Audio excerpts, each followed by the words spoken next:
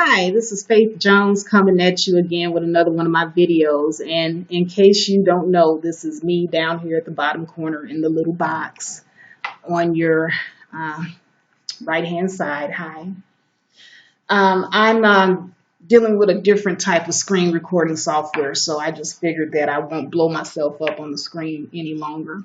But yeah, it's good to be with you. I enjoy making these videos and just chatting with you in the forums and just getting different views and opinions from my people. So but I just wanted to talk to my people about some things that I've been noticing as I peruse the threads on social media, especially through YouTube channels. And I do visit other people's channels, and I like to look at their videos and read the comment sections. And it's the same old thing. The gender war is still raging on in full effect, and I don't believe that it's something that's going to end overnight.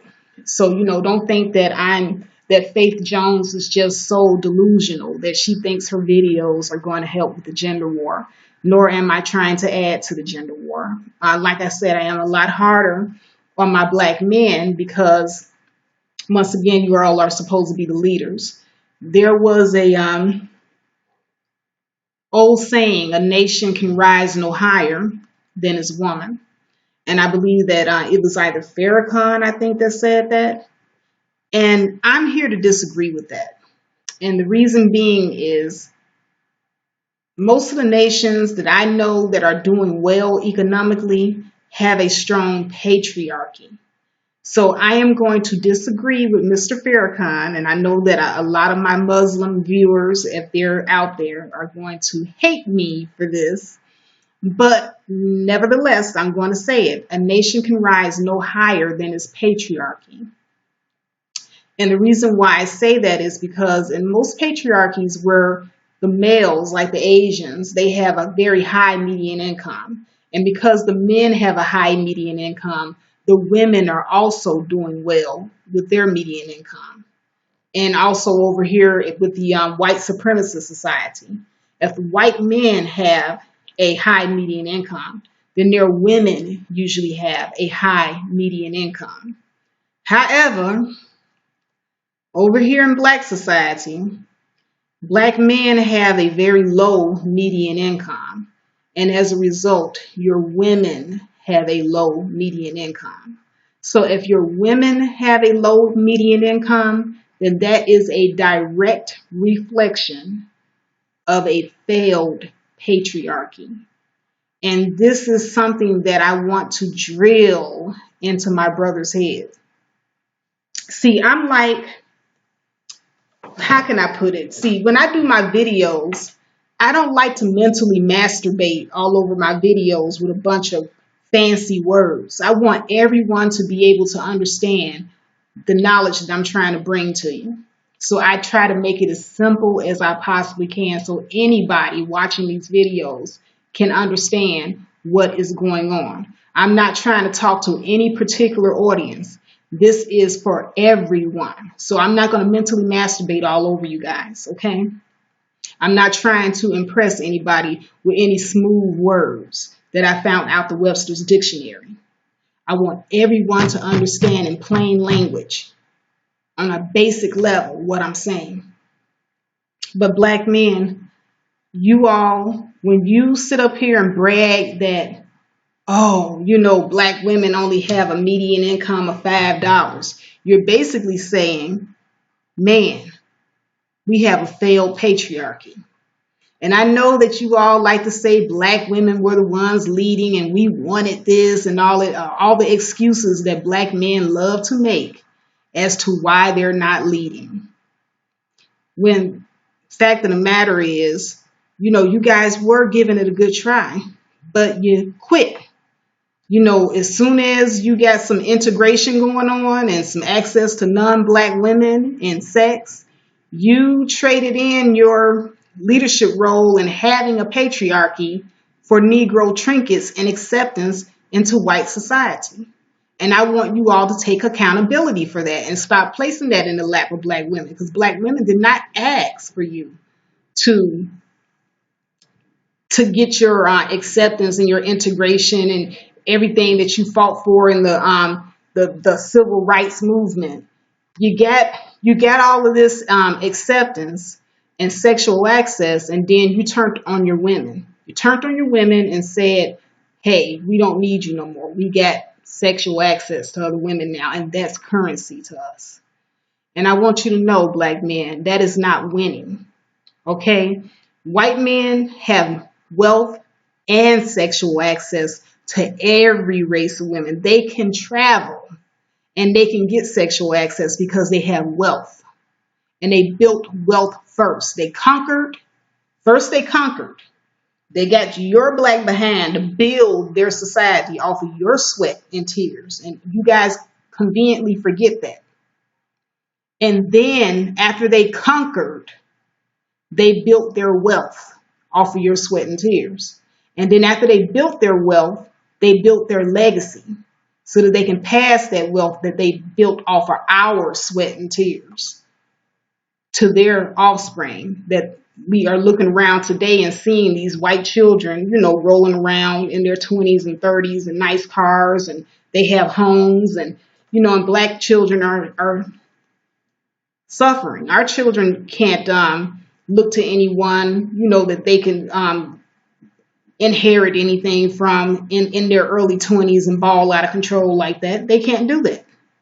So, before you guys, pat yourselves on the back for having your sexual access, I just want to remind you that pussy is not currency.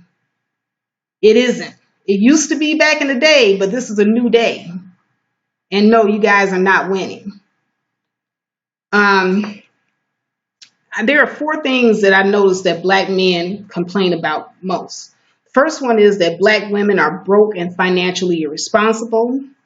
The second is that black men boast about being great fathers, even though our children are still failing as a group. And they also complain about black women being single mothers, even though 66% of black men are single fathers. And they also complain, and they think that somehow magically the black economy will take a turn for the better if black women stop buying weed. And I don't know what land of Oz or what planet black men fell from, but I'm just going to explain to you why a lot of these beliefs are just childish fantasy, black men. And you all are children. I just have to put that out there. You are children in your thinking. Okay, so I'm going to go ahead and pull up my screen here. All right, there was a handsome black gentleman by the name of Charles Blow, and he writes articles for the New York Times.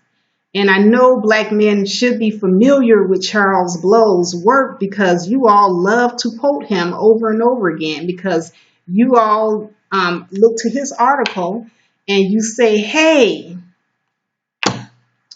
black fathers are doing best of all. But I read Charles Blow's article and I looked at the chart that he did get from the U.S. Census Bureau. These are 2014-2015 stats. Hangnail. But what he does not tell you, and what a lot of you black men have failed to look at with taking a look at his chart. Look at this chart that I have pulled up here. I don't know if I could get a larger zoom of it or not, but I really wish I could, but I can't seem to. No, this is as big as it's going to get. So I'm just going to do the best I can. But if you all can see this little thing right here, It says fathers' involvement of fathers with activities of their children under age 5. So these are children under age 5. So this doesn't represent all of our children. But it says the top portion of this is fathers who live with their children. And I'm going to give you a little word about that before I go into the numbers. Fathers that live with their children are naturally going to be involved in their children's lives because they're in the house with them every day.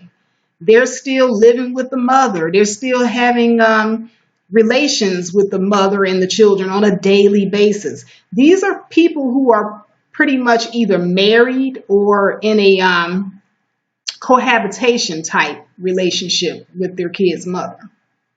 Now, there's a huge percentage of black men who are not married. So I'm thinking it's the latter, the cohabitation, since black men and black women tend to cohabitate for long periods of years before they marry. So these are just fathers that live with their children. And the ones that live with their children are doing best of all. Look over here in the highlighted area. This is black fathers living with their children. And let me highlight living with. 78% of them fed or ate with their children. 70% bathed their children and dressed them. And 82% played with their children daily. They live with them, for crying out loud. So of course they're going to play with them daily. And 34% read to their children daily. That's still a very small number. It should be a higher percentage of our black men reading to our children. But when I look at the forms and I see how reading and comprehending really isn't a black man's forte, I can understand why they don't really read to their children that much. Now, this bottom portion that gets hugely ignored in that study that black men are so proud of, and they go online bragging, these are fathers not living with their children. These are men that have reported that they haven't done a damn thing with their kids in over 4 weeks. I'm just going to highlight the black column. I'm going to spare you all going through all the numbers. But since black men are doing best of all, boom, here they are doing best of all. Now, we have 66% of black men are unwed fathers. So this is a huge majority of black men who don't feed or eat with their children on a daily basis. Only 12% of black fathers that don't live with their children. And there's more black fathers not living with their children than there are black fathers living with their children. Only 12% fed or ate meals with their children on a daily basis. Then we have 12.7% that actually, what is this? I can't read it. It's really small, but it says that they actually, they bathe and dress their children on a daily. Just 12% bathe or dress their children on a daily basis. And then we go down here to 16.5% who played with their children on a daily basis. Yeah, they love to play. But here amongst the fathers that are not living with their children, only 16.5% actually played with their children on a daily basis. And even less, goes back to they don't like to read. Only 7.8% of fathers not living with their children read to their children on a daily basis. This is the portion of this CDC review that a lot of black males ignore. Of course, men who live with their children are going to be more active in their lives. But we have more men who are unwed fathers who are not in the home. And this is the result down here at the bottom. This is the reality. This one down here at the bottom is the reality. These are children not living with their fathers. So, moving right along. Black men say that black women are broke and financially irresponsible. And they brag about this. They say that a black woman's net worth is only $5. Which, by the way, I want to inform you that this is old information, by the way. Now, I do have some current information. And this is actually coming from, if I can go back to it.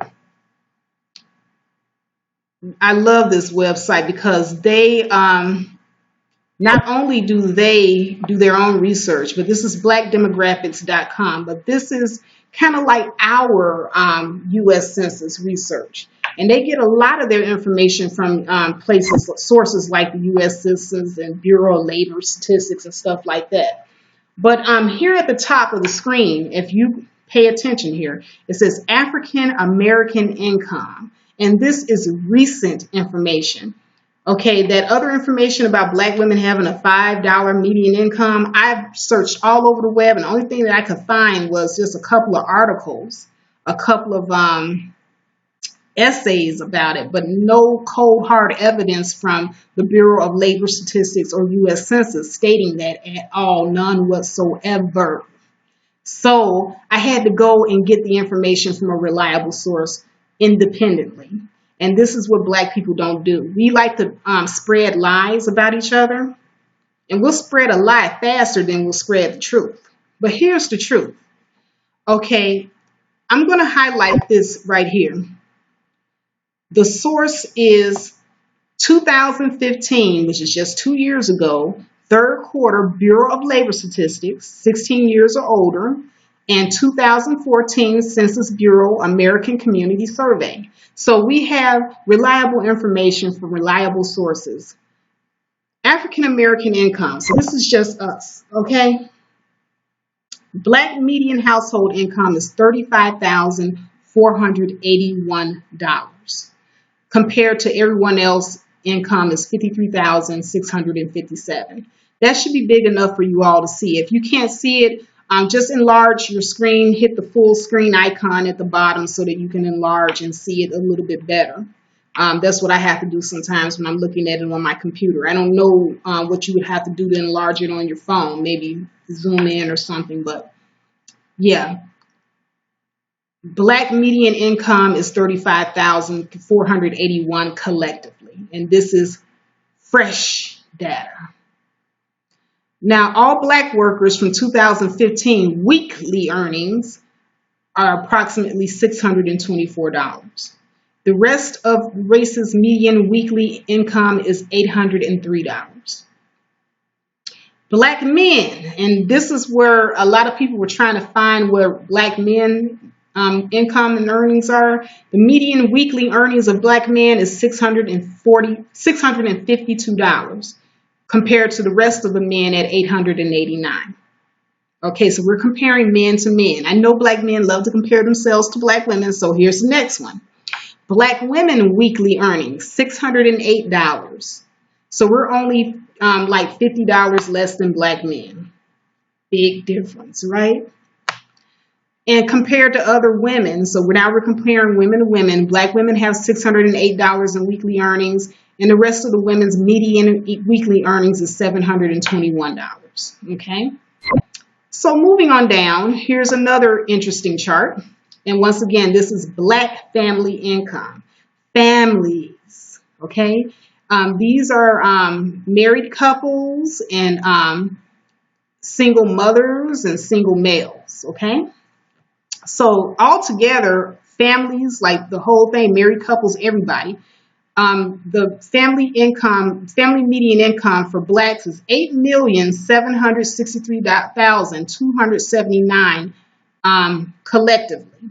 In all of the United States is $76,509,000. That's the number of families. I'm sorry.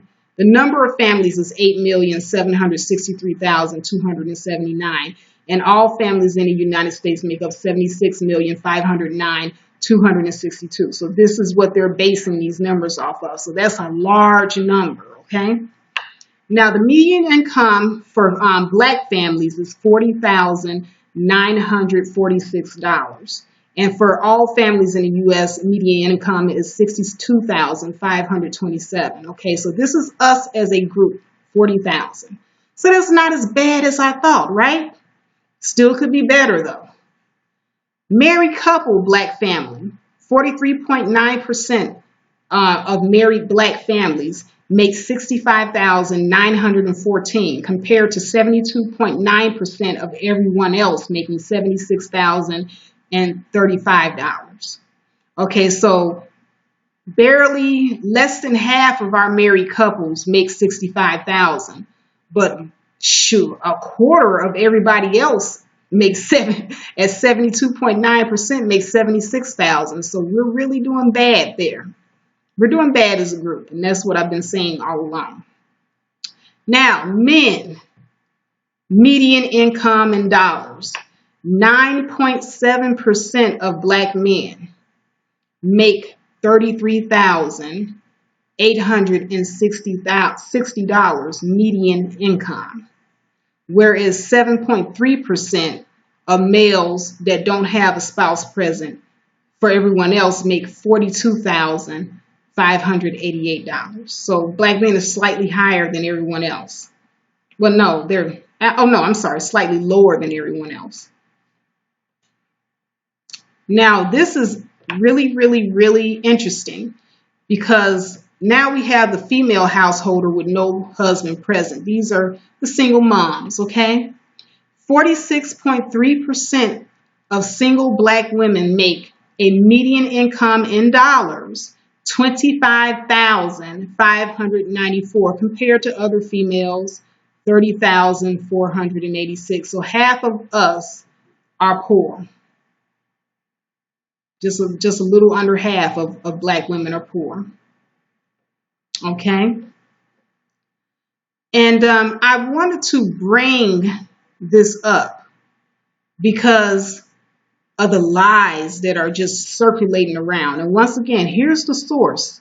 U.S. Census Bureau 2012 American Community Survey, blackdemographics.com. So Black Demographics gets their information from the U.S. Census Bureau, and this is 2012 numbers here. So this is a lot more recent than that 2002 study.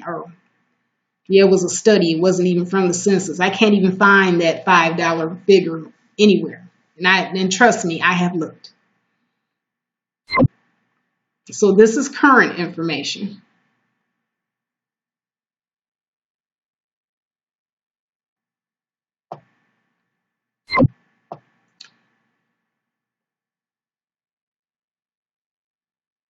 So yeah, this is pretty much going more into it on an individual basis. But yeah, my point has been made with this. You know, I said in a forum that black men do not understand that when you put your woman down and you say that, oh, our women are poor and they're destitute and they don't have anything and blah, blah, blah, on and on and on.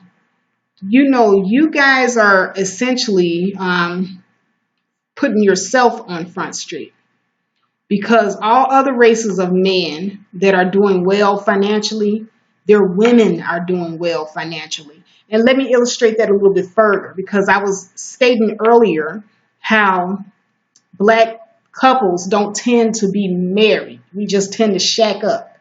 White women have more security because their men are putting a ring on the finger.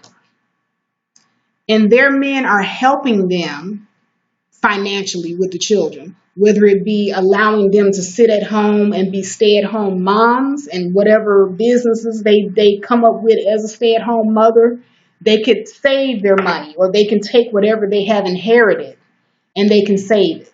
Yeah, and that's another thing. White people tend to inherit more wealth than black people.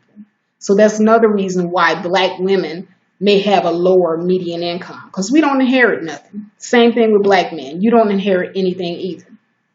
So if you take the fact that we don't inherit anything, and you take the fact that black women, we don't get help with our children, we have to take our little $25,594 median income dollars, and we have to use that to survive. And it takes a lot to raise children. And if we're not getting any help from our black men whose median income is $33,860, there's no way that we're going to be able to save any money. It will be impossible because we're doing it by ourselves.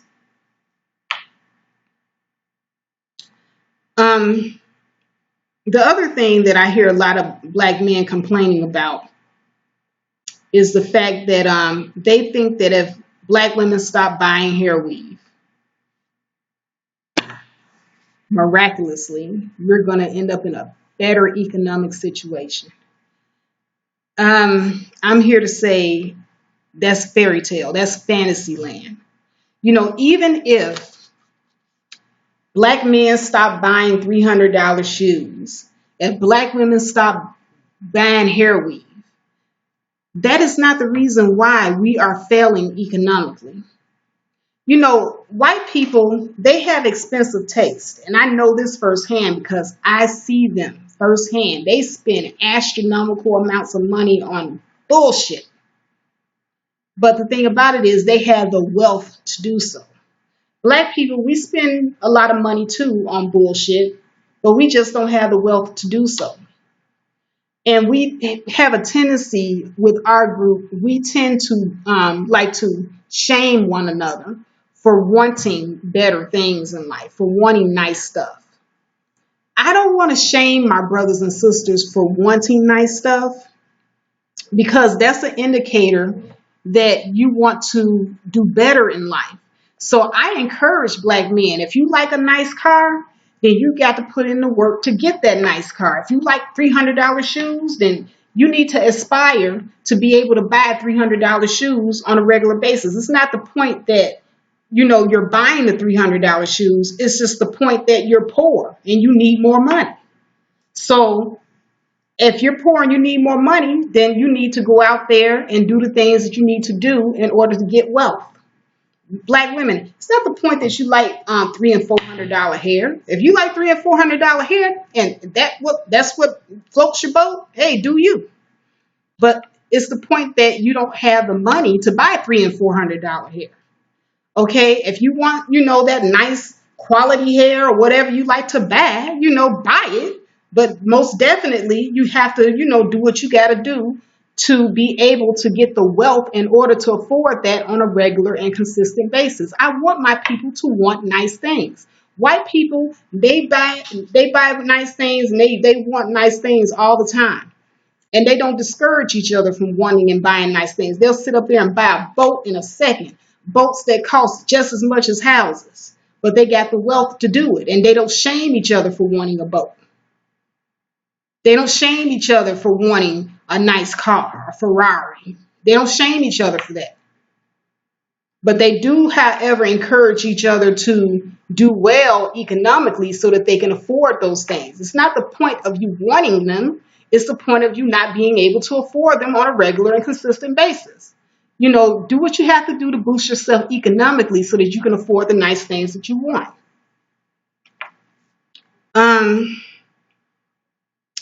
See, I think I've made all my points. Yeah, I have. I don't want this video to go on for too much longer, but those are the things that I just wanted to highlight.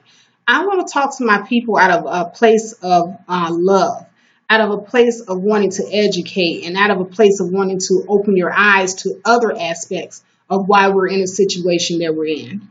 And yes, I am a lot harder on my brothers, and I always say that I am very, very, as far as where I'm thinking, oh, goodness, the word is escaping me right now. I'm biased. I'm biased because I'm a black woman, but I try to be a little bit more level as far as like measuring, the guilt. But no, I don't want to make my people feel guilty for wanting nice things. We should all want nice things. Everyone should aspire to get nice things. After all, that's what the American dream was about. But white people fed that dream of apple pie and white picket fences to each other. But when we dream of apple pie and white picket fences, we don't dream of having apple pie and white picket fences with a black community. We dream of being accepted into white society with their apple pie and white picket fences. And that is the fall of our humanity, the fall of our communities, because we don't want to work together. We want to escape one another. And another thing too, as far as like Black men dating out. That's the other thing. I almost forgot to put this little tidbit in here. But black men, you all, date who you want to date. Nobody is saying, and there's a plenty of black women has said this as well. Nobody is saying that you can't prefer who you want to be with. Be with who you want to be with. The only time I get angry about it, and this is with most black women, is when you make an excuse as to why you're with a white woman or a non-black woman. As if you a kid and you got to have an excuse. You a grown ass man. You ain't got to have no excuse as to why you with this woman. If you with her because you want to be with her, but you not with her because of something some black woman did to you. That's the argument that I see all the time. Every time black men get their dusty asses into a interracial relationship, they have to turn around and shit on black women, as if to say, well, the reason I'm not with black women is because black women are, this, that, and the other. No, you're with this person because you want to be with them. Just like Serena Williams, she up and married that white boy, that rich white boy. She wasn't thinking about black men. She didn't have to have no excuses to why she married that white boy. She just went on ahead and married that white boy. She was with plenty of black men before she was with that white boy. But she didn't turn around and shit on black men. She just went on and did what she had to do. She didn't make no excuse. I'm a grown ass woman. I'm going to be with who I want to be with because I'm grown and I make these decisions. But black men are children. They have to run back and they have to make reason why they're doing what they're doing. And to me, that's not manhood. Not at all. Yeah, I would prefer that my black people be with each other in mass. And we are. We typically are with one another in mass. And I like to see more of it. Because as Dr. Frances Cress Wilson stated, and I don't know if this was her original statement, but I got this from her speech that I saw on YouTube. But she was saying that black love in and of itself is a revolutionary act. And I happen to agree. And when black people start becoming proud of what we have as a group, and we start building up what we have as a group, the better off we will be. It has nothing to do with pointing the fingers at each other. Black men want to sit up here and say we're the better fathers, yet our children are still failing. Yeah, that's the other point that I wanted to bring up while I'm on that subject. But look here. This is the average reading and math scale scores. And it says here, I'm just going to read this real quickly as I show this chart to you. If my computer stopped freezing. Okay, it says, as with retention disparities in test scores start early in kindergarten, black students entering kindergarten for the first time score lower than their white counterparts in reading, mathematics, science, cognitive flexibility, and approaches to learning every category tested. The gaps persist throughout schooling at 4th, 8th, and 12th grades, according to the report from the Forum on Child and Family Statistics. On the SAT, black students had a mean score of 428 for critical reading and 428 for math. That's low. Compared with mean scores for white students at 527 for critical reading and 536 for math. Now that's about in the middle. But we're doing poorly as a group. So black men, if you guys are such great fathers and you're so involved, why is this occurring? And then here's another one, the elephant in the room when talking about racial disparities in American schools is the school to prison pipeline, another disparity that begins early. Here, this is our pipeline right here, black. And this is measured in per 100,000 children. 900,000 black children in 2011 in the male juvenile residential custody, compared to other races where you have 450 American Indian, 300,000 Hispanic, 150 white, and barely any Asian. So once again, it's mostly us, just us. So, black men, I would not sit up here and do a victory lap about being great fathers when we got so much work to do. Again, this is Faith Jones coming at you with another one of my videos. Please like, share, and definitely subscribe. Have a nice day.